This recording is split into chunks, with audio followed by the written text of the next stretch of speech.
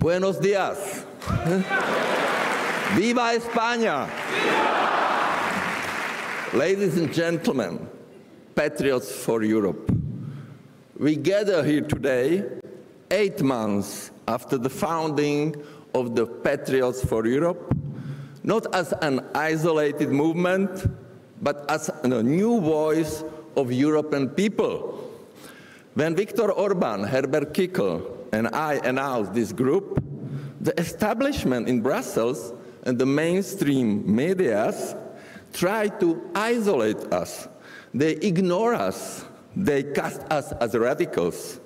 They attempted to lock us away in political quarantine.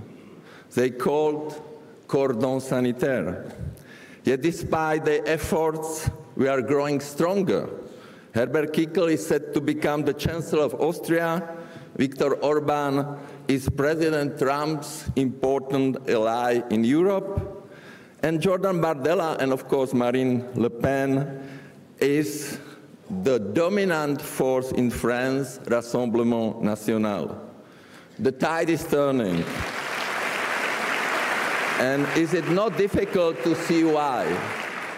The mainstream parties have betrayed their voters, their nations, and the very ideals of the European project. The Patriots for Europe were founded on 3 core principles: defending the sovereignty of European nation-states, stopping illegal migration, and overturning the Green Deal. For this, we were labeled extremists. But let me ask you, who are the real extremists? It is those who believe that nations, not unelected bureaucrats in Brussels, should decide their own future. Those of us who believe that borders matter, that we must secure our external frontiers, enforce our laws, and repatriate those who have no rights to be here.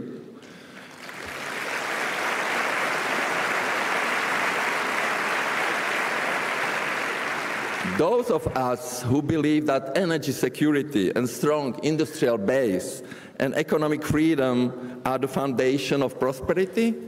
Or is it those who surrender national sovereignty to EU technocrats?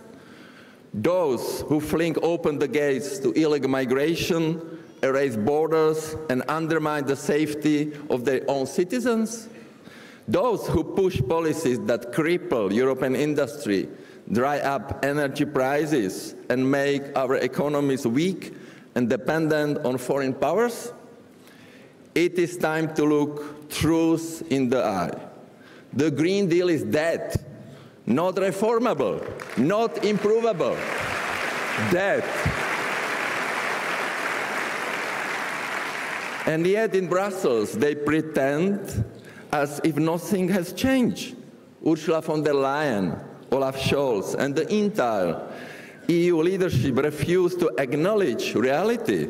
They continue pushing their Green Deal ideology, as if in European industry is not shutting down and moving overseas, as if millions of families are not struggling with energy poverty, as if Europe's economic power is not collapsing before our eyes. They ignore economics. They ignore physics, but most of all, they ignore the European people. They tell us Europe will be more competitive. Why they impose regulations that strangle businesses? They talk about the just transition, but their policies first destroy industries, then offer subsidies to fix the damage they caused.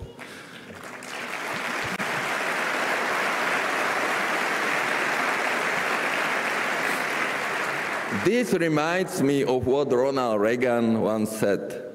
Government's views of the economy could be summed up in a few short phrases. If it moves, tax it.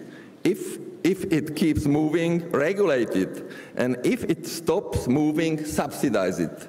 And this is a Brussels model. They create an energy crisis with then insane policies, then introduce subsidies to fix the disaster they caused. They make cars unaffordable, then propose subsidies for transport poverty. They suffocate businesses with regulation, then promise aid to the very industries they are killing. This is not the leadership, this is lunacy.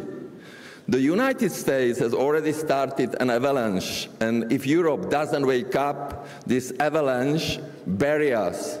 President Donald Trump has restored sanity to America's energy policy, just as he has restored it in so many other fields, from immigration to economic policy.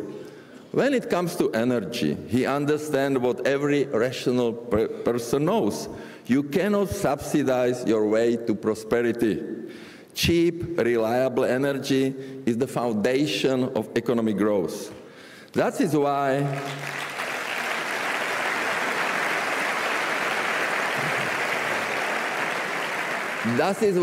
the United States is returning to oil, gas, coal, and nuclear power.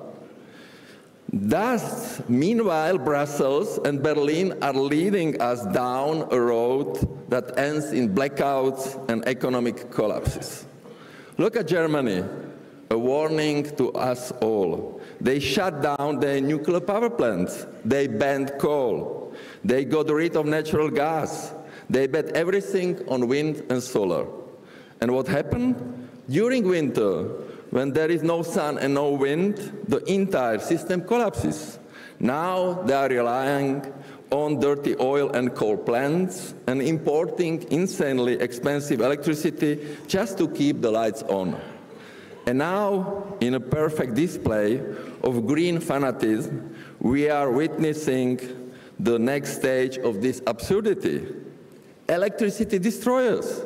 In the Czech Republic, investors are constructing these devices whose sole purpose is to waste excess electricity generated by renewables when supply exceeds demand, converting electricity into useless heat and dumping it in the atmosphere. This is a conclusion of Green Deal. We are being forced to subsidize energy production that we cannot even use. We are wasting perfectly good electricity while paying more for it than ever before, and also adding to global emissions.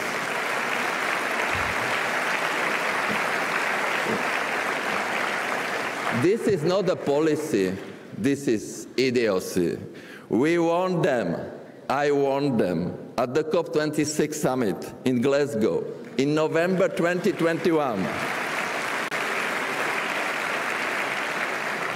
November 2021, I stood before world leaders and said this clearly. I warned them that the Green Deal would become a European green suicide.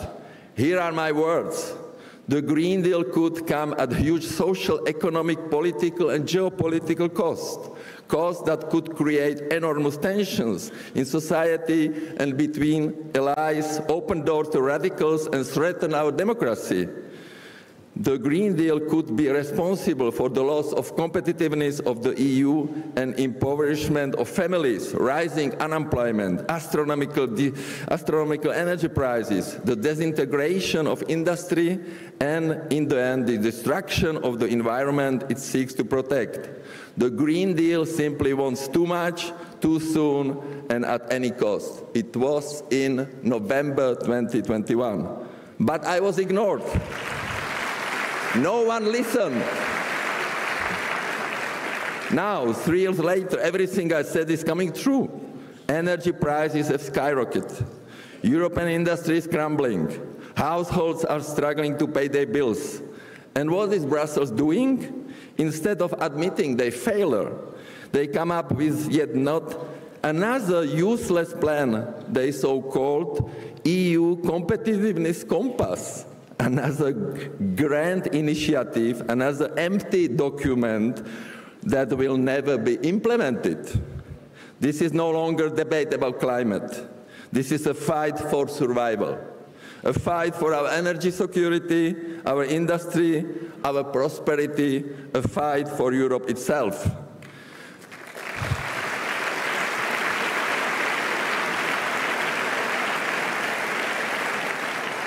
This is the only way forward. Scrap the Green Deal, not revise it, not delay it, abolish it. The Green Deal must be destroyed entirely.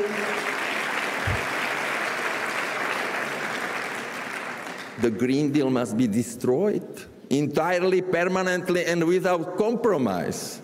The establishment in Brussels will not stop. They will not change course. They will push forward, no matter the cost.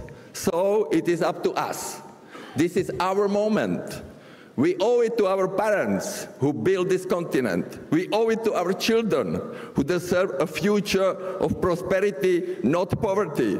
We owe it to Europe itself, a Europe of sovereign nations, strong economies, and proud people. We will fight.